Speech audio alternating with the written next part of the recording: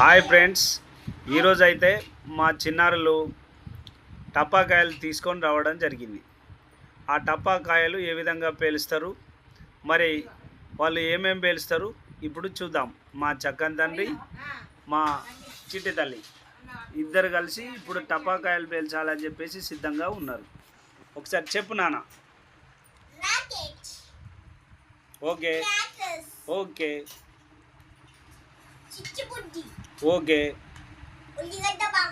okay okay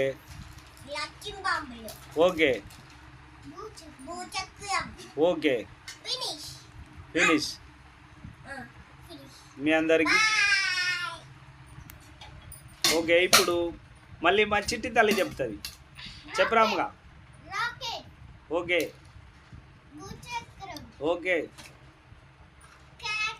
okay